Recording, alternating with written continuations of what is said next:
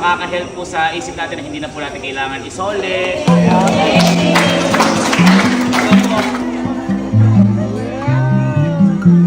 Alam mo po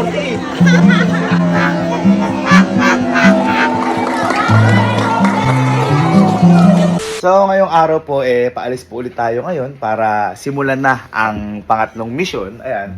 Naisip ko po itong pangatlong mission na to dahil sa karanasan po namin. Hindi, actually, lahat naman po halos na magiging mission ko po dito dahil po sa karanasan namin. Kaya ko po siya unang naiisip. Diba po yung pang-una, yung sa groceries. Kaya ako po naisip yun kasi dati noon, kapag nag-groceries po kami talaga, kailangan mo tingnan bawat detalye ng presyo kasi limited lang yung budget nyo. Kulang sa pera, kulang sa budget, ganyan. Yung pangalawa naman po, yung sa may fast food, kaya ako po na yun, dahil sa karanasan nga po namin, dahil noon po kami, kailangan pa po namin magkasakit o kailangan pa po na may okasyon bago po kami makatikim noon. Pero thanks God pa rin po dahil naranasan pa rin po namin yun noon kahit na ganoon, kahit paminsan-minsan. Ngayon naman po, ang naisip ko po ngayon sa pangatlong mission natin, magpapamigay po kami ngayon ng mga wheelchair. Ayan. Ngayon, kung bakit po wheelchair, yun nga po, dahil po sa karanasan namin kasi si Papa po noon, nung nabubuhay pa po at hanggang nung nawala po si Papa, hindi po namin siya nabili ng sarili niya pong wheelchair. Kaya maraming salamat din po sa gobyerno dahil meron pong napahiram po sa amin na wheelchair na yun po yung nagamit ni Papa, which is nung nawala si Papa is isinoli po namin. Ngayon, kung bakit ko po siya naisip, ang tanong ko po sa isip ko, paano kung wala kaming nahiram? So, wala pong nagamit si Papa na wheelchair. Kahit po yung mga lola namin at lolo, nung nawala, hindi namin po sila nabila ng sariling wheelchair. Kasi nga po, ayun, una, hindi naman po rin biro yung presyo, and at the same time, parang hindi ka rin kagad makakabili noon kasi parang, ayun nga, mas gugustuhin mo na lang na maghintay sa pila sa government ka manghiram, ganyan. Kaya ngayon, naisip ko po yun, what if kaya ako, merong tao kami na mapagbigyan na ganito, na at least hindi na sila manghihiram, sa kanila lang talaga, at saka baka makahelp ito sa kanila kasi kahit anong gawin nila sa may wheelchair, wala na silang pangamba na baka masira, ganyan. Kaya ito po yung naisip po namin ngayon na pangatlong mission po namin. Ngayon, kinausap ko sila Allen na sabi ko, Allen kako, saan po ba ako ibibigay nating wheelchair? Di ba?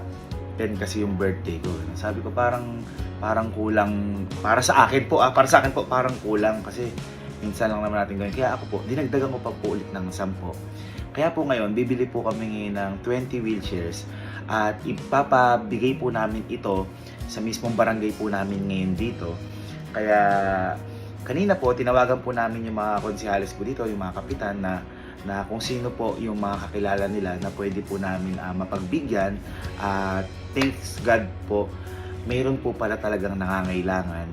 At sobrang happy ko po na naisip ko po ito na sa maliit na bagay po makakatulong po kami sa kanila at sobrang laki pong impact po sa akin na to dahil yun nga po wala pong katumbas to na kahit na anong material na bagay sa saya na maibibigay po sa akin na to. Kaya ayun po, ang gagawin po namin ngayon ay kaya lang pala, inom lang. Guys, mag-avail na pala kayo. Yung Ako Plus namin, ayan, malapit na maubos. Kaya ngayon, tara na! At bumili na tayo ng mga wheelchair. Hindi ko alam kung may mabibilang kami ng 20 kagad na kasi. Aboy. Hello po. Ibili pong wheelchair, 20. Pangalang mission na yan, eh? Ha? Pangalan na? Pangatlo. Pangatlo. mission. Pangatlo.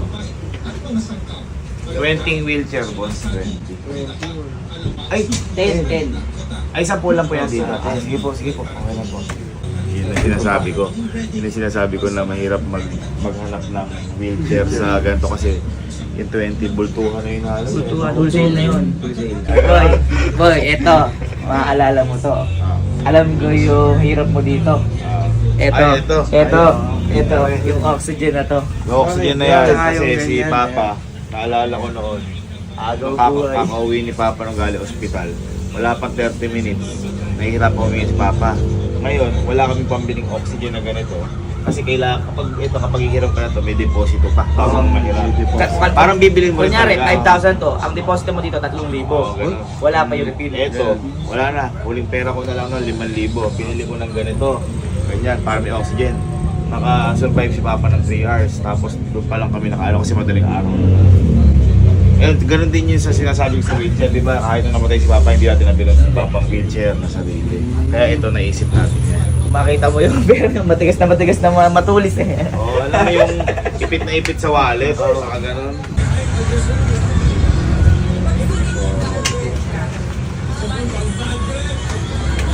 So, hanap pa tayo ng 10. Sampo pa. Oo, 10 ba? Thank you so much po. Thank you so much po. Kaya natin.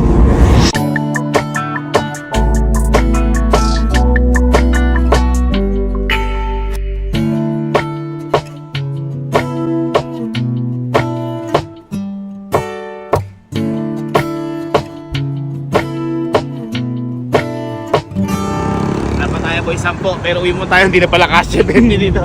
Okay, so pauwi-uwi lang namin. Nagtanong kami sa mga ibang medical shop. Tama ba? Medical shop? Medical store. Medical store, nagtanong kami. Halos wala. Halos isa, dalawa. Ganun lang yung nakita namin. Kaya nag-decide kami ni Alin na umorder na lang sa Manila. Ipapalalamove na lang. Kasi baka hindi rin po umabot sa araw na to ngayon. Kasi Next week yung deliver dito oo, eh. kasi ang nagpa-contact nga kami kala kapitanan sa mga bibigyan para umabot pa rin po ngayong araw. Kaya ngayon, order po kami ng 10, pinadeliver na po dito ng Lalamove. Kaya, so iniintay na lang po namin. At ngayon, eto na ang 10. Tawag ko ng 10. 20.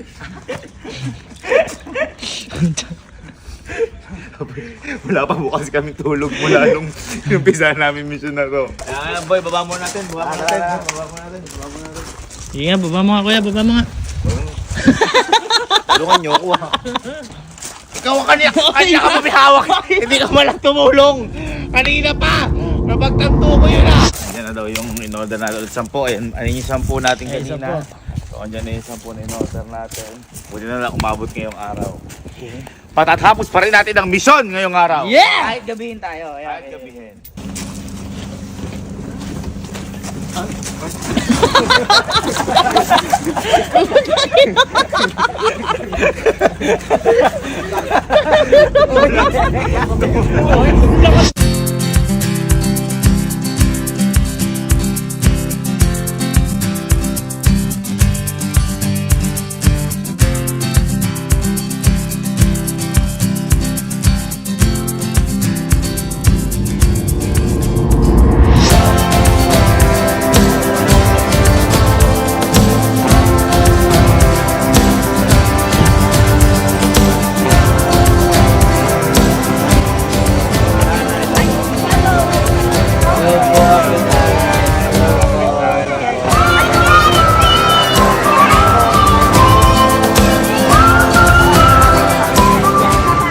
Wala po magtigil ng kapitana dahil sa pag-help po sa amin na makahanap po ng pagbibigyan.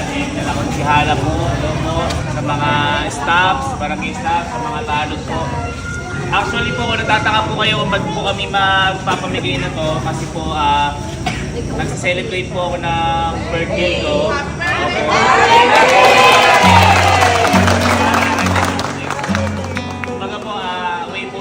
Celebration ko, may ginagawa po kami na mission at naisip ko po yung sa wheelchair kasi po nung kami po ni Papa noon, minsan di po kami nagkaroon ng sariling wheelchair.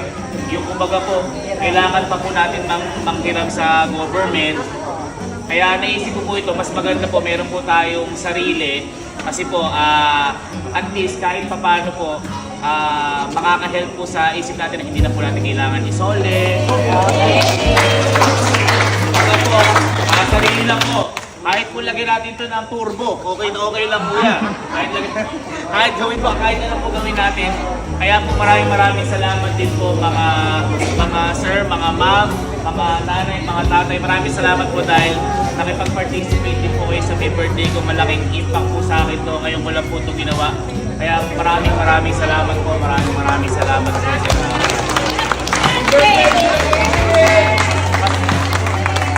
Pasensya na po dahil 20 konti lang po yung nakayanan po namin.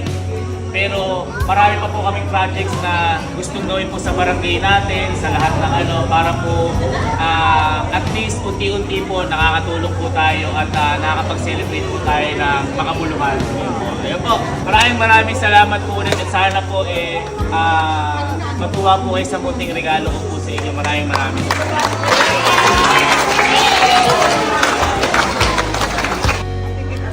Akala ko po, alam ko na po lahat ng mangyayari sa pangatlong misyon po namin na to. Dahil ang plano lang naman po namin ay yung magbigay kami ng wheelchair. Pero may hindi pa po pala kami nalalaman. At ito yung pakiramdam habang ibinibigay po ito. Dahil sobrang saya at sobrang taba po ng puso namin na nakikita po namin na yung pinagbibigyan namin ay masaya din po.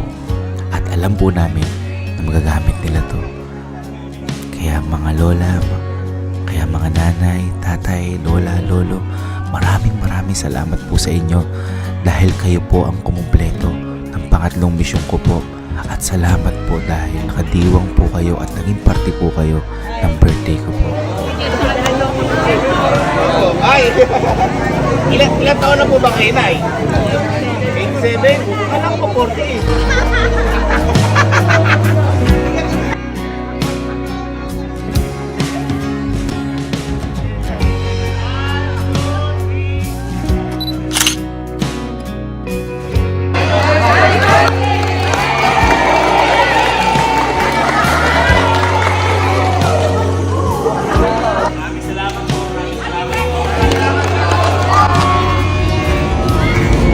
Ayan, so kakauwi na po namin lahat dito. Yan! Tapos na ang pangatlong misyon. Ano masasabi? Kasi si Mama hindi alam yung ginawa namin. Ano masasabi mo sa nangyari na yun?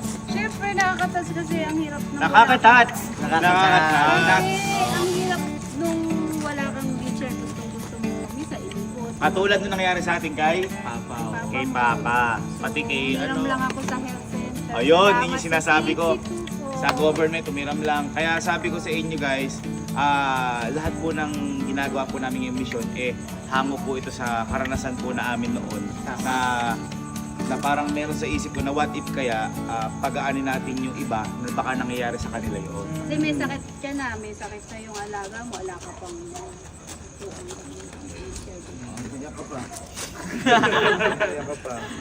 Hindi, Ayan. kaya pera. Naiyak! Ayan, so guys, maraming salamat po ulit. At bukas, handa na ba kayo sa misyon na pang-apat? Yeah!